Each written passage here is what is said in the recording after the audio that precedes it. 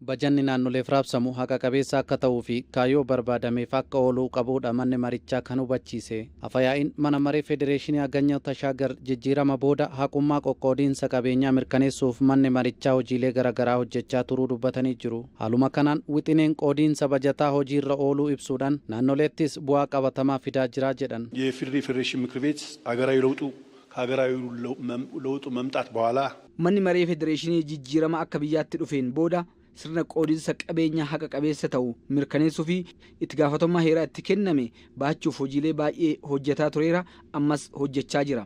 Qoodiinsi bajata waloo naannolee birrii biiliyoona 4 irra turerraa gara biiliyoona 70.2tti ol guddachuu afayaa'ichi ibsanii jiru. ካከናወናቸው ተግባራቱ መካከል አንዱ manni marichaa hojiilee raawwate keessaa tokko sagantaa qoodiinsa baajataa ministeera galiitiin darbuu fi ministeerri maallaqaa kan to'atu yookiin hordofu gaheen qoodiinsa baajataa naannolee yeroodhaa gara yerootti guddachaa dhufeera.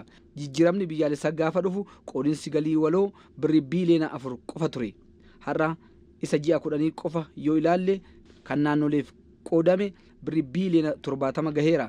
Mootummaa federaalaa birrii biiliyoona 88.7 kan qoodate yoo ta'u naannoleef birrii biiliyoona 70.2 qoodeera.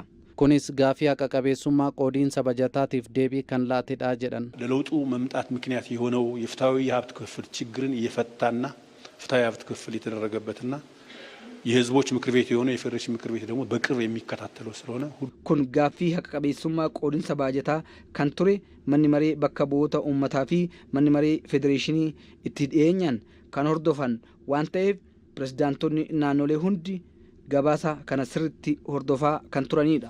Waltajjii kanarratti pirezidaantota naannolee dabalatee ministeeronnii fi qondaaltonni olaanoo mootummaa federaalaaf naannolee argamanii jiru.